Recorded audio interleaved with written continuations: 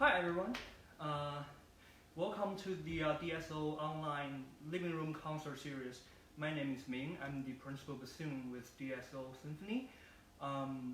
So today I'm going to share some major bassoon repertoire, major bassoon solo passages in orchestral works with you, and I'm going to talk a little bit more about the background of the excerpts and some stories behind it. Okay, let's start with some playing. First one is Scheherazade, and okay, so here's the solo of Scheherazade.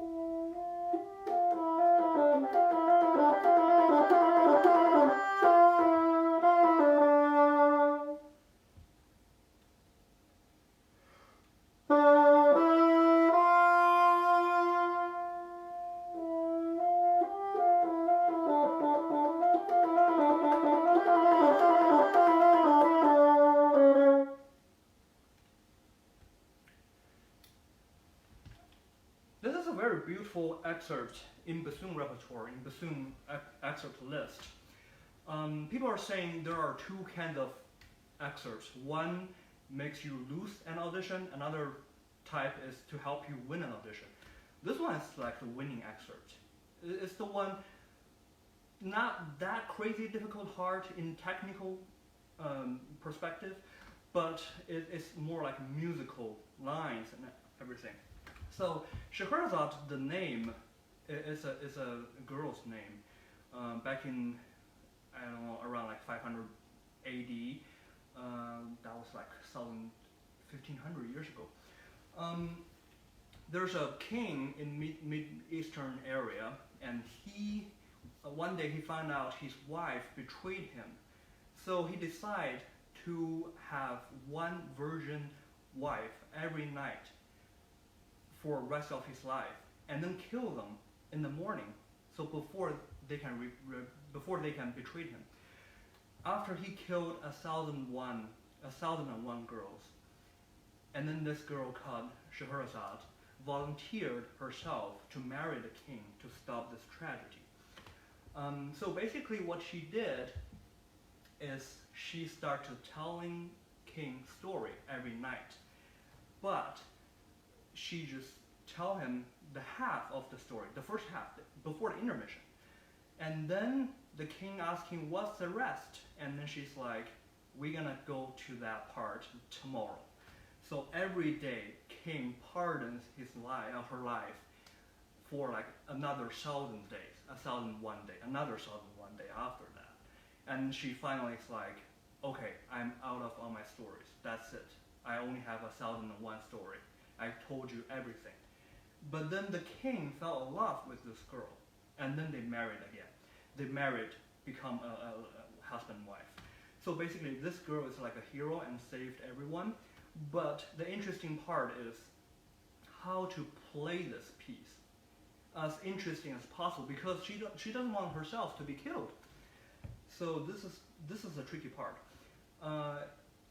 The composer, Rimski-Korsakov, said only violin represent the Scheherazade. Other instrument doesn't have a character. So that raises another problem is in majority musicians believe that bassoon, this part, this piece I just played, is a starting of a story. Is the starting of the second movement, right after the violin entrance. So there's two ways of playing this. One is very expressive. It's like telling a story to keep her, alive during the night until next day. So that's one way. Another way is just play straight. It's like a narrative, like just reading text. There's another way. So every time when in my audition, once I got to the final round or super final round, the committee will ask, can you play the other way? If I play like very expressive, for example, if I do that, if I play very expressive, hold on, the hook is not here.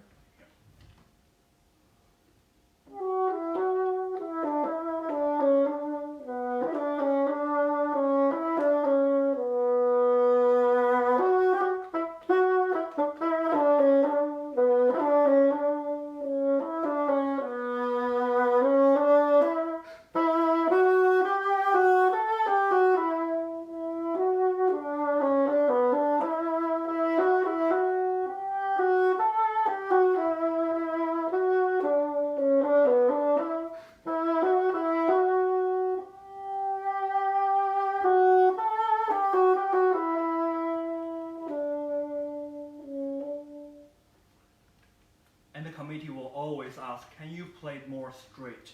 Like know that without that many dynamic changes, without that many phrasing. So that's the tricky part. And in the cadenza, I just played that part.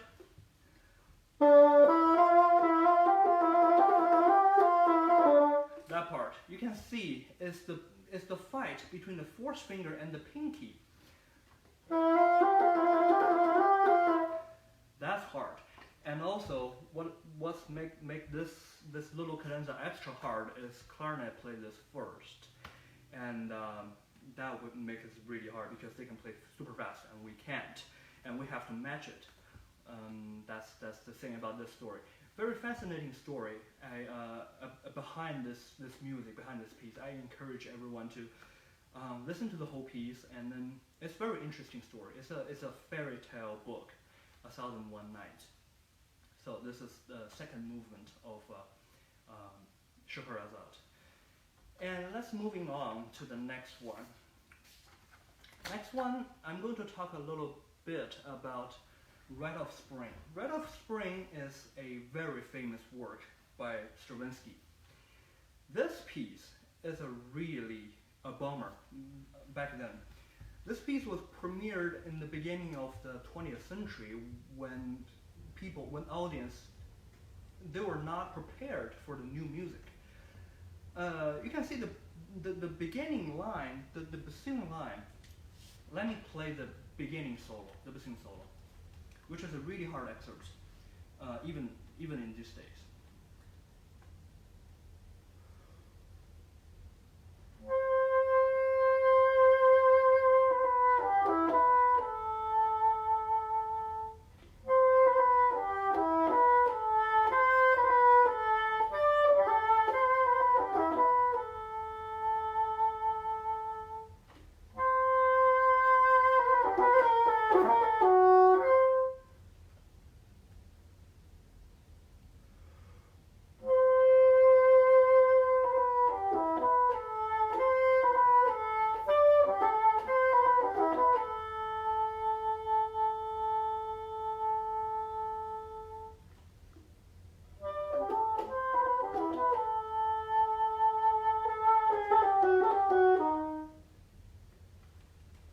That's the beginning line. Back then, back in the beginning of the 20th century, nobody ever heard, or rarely, very rarely people, even bassoonists can't get that high in the register. Basically nobody heard the bassoon play that high, and then he was trying to create an effect that everyone's guessing who's playing in the orchestra. There were people guessing it's a muted trumpet or oboe or clarinet, but nobody guesses bassoon. Actually, so he assigned this task to bassoon to play that. That was so hard back then, and then he even said this phrase, this opening melody should go higher every year, like go higher half step every year, like modulate. So it makes it extra hard. Gladly he didn't do that. In the beginning of this premiere, in the premiere, let's say in the premiere, there was a huge fight in the audience. I mean, literally, there was a huge fight because half of the audience really liked this piece, liked this show, but another half really hate this contemporary music. Now we hear it like normal, but back then it was like crazy. So people start to like arguing each other, and then they start to like fist fight, and the orchestra has to do everything they can to calm the audience. Can you guess what they did? They turned on the light for the hall during the performance so that they can call the police in. So actually the police officers are standing right inside the door, and they arrest whoever is punching others. But this is a ballet music. There are people dancing, so you can't keep the light on forever. Once the lights go off for the dancing purposes, people in the audience start to fight again because the police can't tell who's initiating the fight. So was a really huge deal back then. And in 1962, I think there's a very famous Russian bassoonist, Popov. I actually met him in 2008 in International Bassoon Festival. He was appointed by Stravinsky to play in the show, and Stravinsky walking into his dressing room when he was changing, and his instrument is not set up yet. His reed is dry, and Stravinsky is like, "Can you play the opening solo for me?" And Popov just grabbed his instrument with dry reed, perfectly played this opening solo, and Stravinsky said, "I should have write a major third above that, or minor third above that." So that was an interesting story about this piece. Stravinsky is a weird guy, and he thinks performer has to play whatever is written strictly according to composer's instruction, and this is a really hard piece. So enough of this, and let's go to Shostakovich. Well, a lot of Russian composers write for bassoons. There are also Mozart and Beethoven, but because they're not program music, there's not much story behind it. So, okay, so here we go, Shostakovich. I will get back to the comments. I'll get back to the questions after around 25 minutes-ish after my playing. Sorry, I can't reply on time, but please post whatever questions or comments you have, and I will definitely go back to that at the end of the session. Okay, so here's Shostakovich 9, big solo.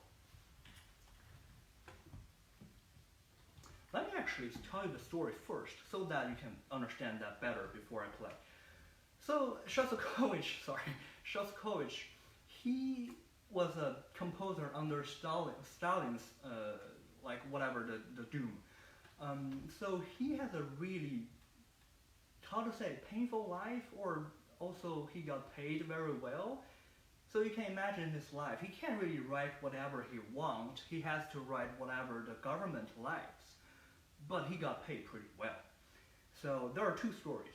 One is according to history. He wrote the opera, as you know, Lady Macbeth.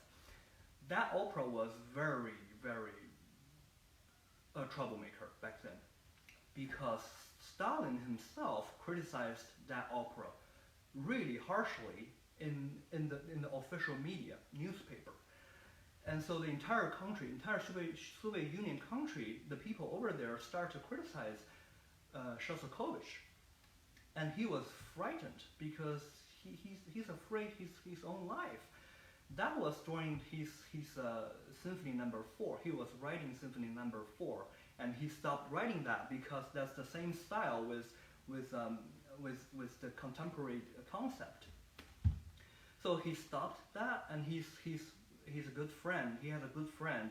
It's Marshal Tukhachevsky. Tukhachevsky is one of his patrons and his best friend. So Tukhachevsky is as one of the 5 top military marshals, like top 5 ranked, and people believe he's number 1 ranked. Helped him, and Tukhachevsky actually went to see Stalin and tried to explain about Shostakovich has his reason about music and everything. But after a couple months, he got killed. Probably not because of this, but definitely that really scared Shostakovich, that he's like, okay, the people at that high level got killed. I have to write something to prove myself. So then he started to like do all the whatever the instruction government give him, or all the right thing. So after that, starting from Shostakovich 5, you can see less and less contemporary or crazy stuff in his work. And this Shostakovich 9 is composed in 1945, right after World War II. People saying he's like asking for freedom. He's like in his mind, because he can't really write an entire symphony for sadness or for struggle, agony. So he do a little part in the symphony. And there are people believe this part of a bassoon solo is his struggle in his heart. He wants freedom, he wants write whatever he wants, but he can't. So he wrote this 5 lines of bassoon solo. You can hear his struggle.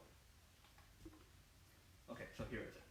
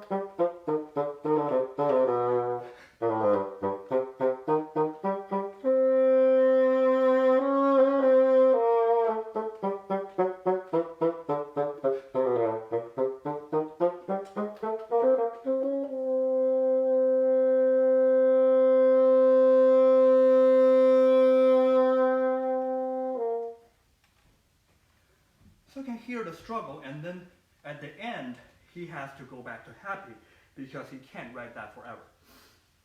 There's another theory.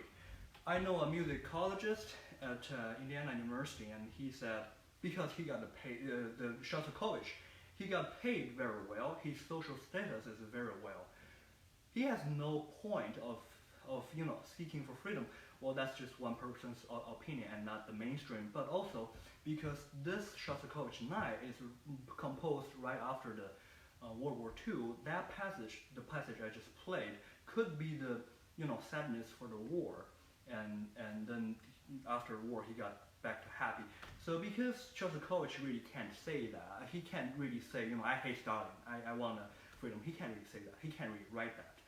So his music depends on everyone else's understanding. If you believe this story or that story, is your personal choice. Okay, that's the Shostakovich. And then we have a Tchaikovsky little passage I want to play to you. This is Tchaikovsky number 4. Second movement is a really beautiful piece. Bassoon has the ending solo. Tchaikovsky composed this piece in 1977 and 1978. He finished it in 1978. It was a hard time for him. He got married in 1877. He got married in 1877 not because of love, because of the culture, because of the society pressure. He was a gay. He's a gay, or like 95% musicians believe he was a gay, and he can't really marry whoever he loved. He loved a violinist, and he really can't marry him. So he married his student instead, a girl.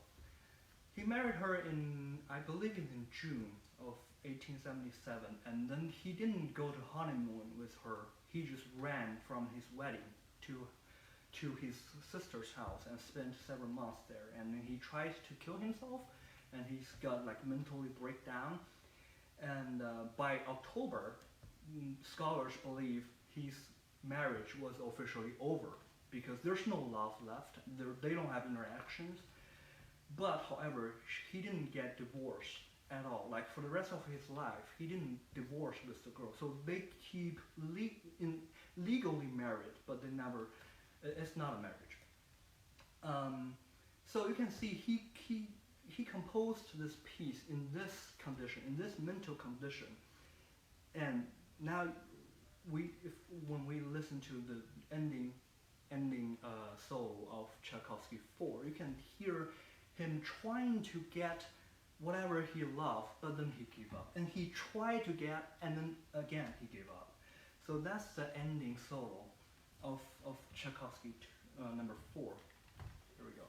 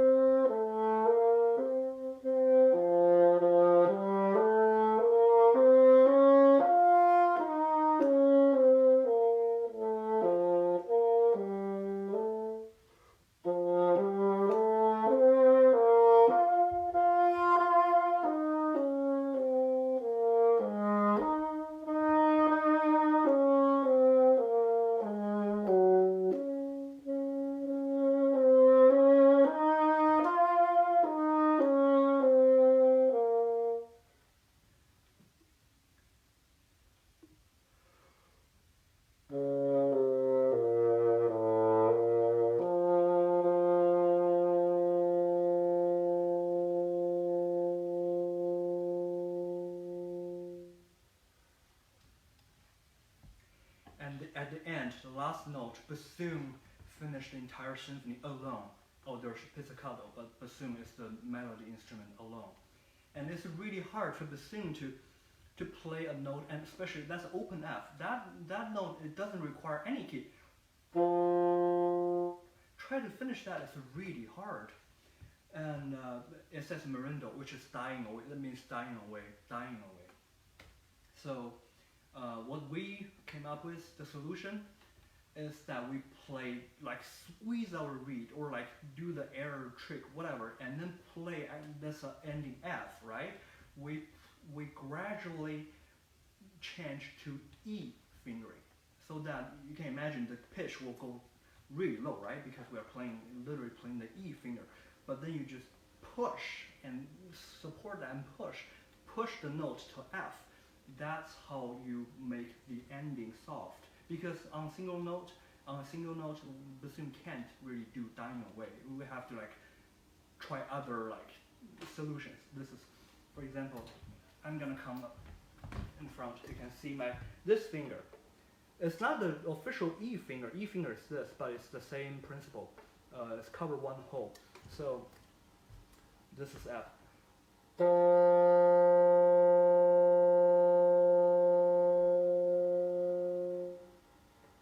Something like that. That's how we treat this giant problem. That's all the music I have for today. Let me check the comments and the questions. And please type in questions. And there will be, I don't know, like a 10 or 15 seconds delay. So I will get to questions. Let's see.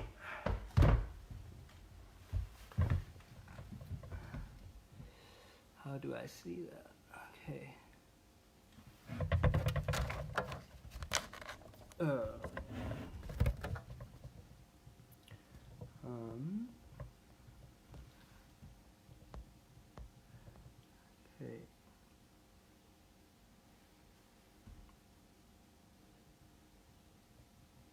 Thank you for all the encouraging comments. Let me see.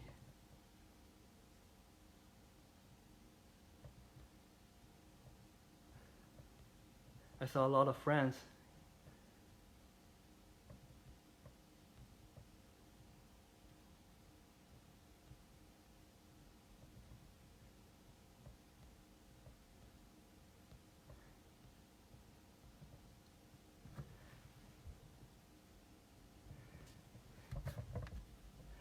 Great. Yeah. Oh, I'm going to wait some questions here, and okay, how long does it take you to make your read? Oh, that's a really great question. Depends. Right now, because the school closed, all my kids is at school. That's a problem. And normally it takes several steps. For a read to be playable, I would say take a week. You do a little bit by little bit every day, and then it take about a week. People have different ways of doing that. I skip some step, actually, like the babble step. I skip that. So my read making is a little faster than other bassoon players. Normally take a week, I would say. Okay. Favorite composer or piece of music? For bassoon, we have a lot of French music, which is really great. Sadly, French bassoon is not well known as like everyone in the world playing German bassoon system. But French bassoon has its own individual, like own special flavor. And French composer contributed a lot to bassoon repertoire, like Saint-Saëns and other etudes. French music is one of my favorites, and also some classical bassoon works like, you know, Hummel, Mozart. And I like to transcribe some music from other instruments as well. So I'm more like a classical guy comparing to contemporary crazy extended technique. So my favorite music is around that area, romantic and classic.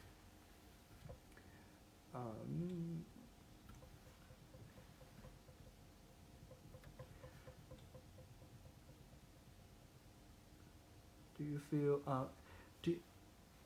you feel the Tchaikovsky solo should have lots of rubato since it's basically the same rhythm throughout? Could you demonstrate its straight versus rubato, please? Yeah, there's a lot of different ways of playing excerpt.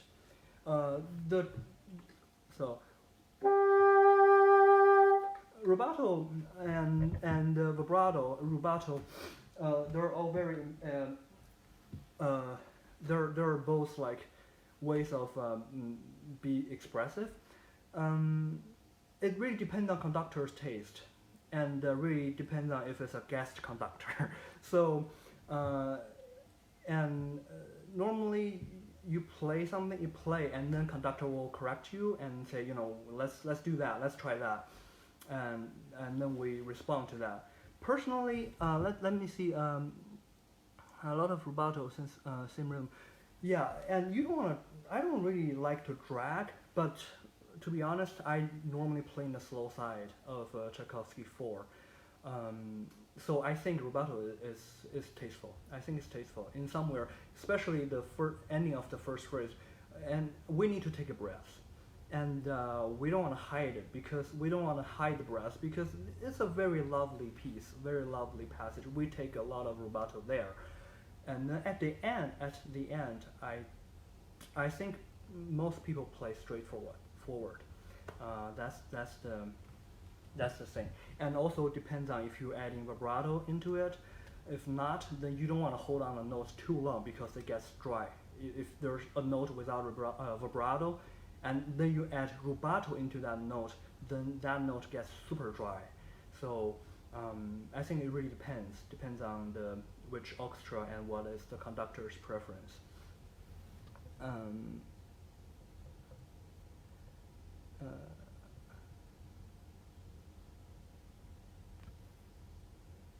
how old were I when I first picked up the bassoon, and why that instrument? Well, I played saxophone at the beginning, and then my parents is like, why don't you go professional? And back then, saxophone was not a thing because school doesn't have saxophone major, and then I had to pick my favorite instrument. Then I chose bassoon. One, as a boy, it's cool. Bassoon is like the largest one in the wind group, unless you like bend straight some brass instrument, which is larger than bassoon, but regular instrument is smaller, and bassoon has a unique sound, and I really like that. I didn't know what the bassoon advantage or disadvantage was when I was 8. I think I started around 8 or 9 years old, 8 years old, when I started bassoon. Yeah, that's why I changed to bassoon.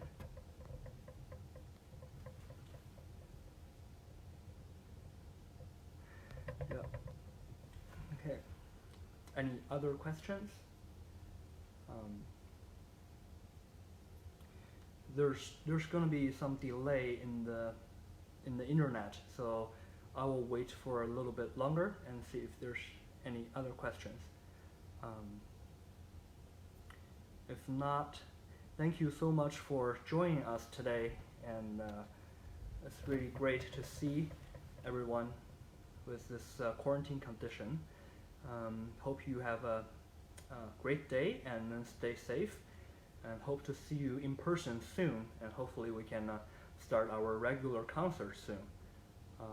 Thank you again for joining us today, and I'll see you later. Okay, let me now figure out where's the share button.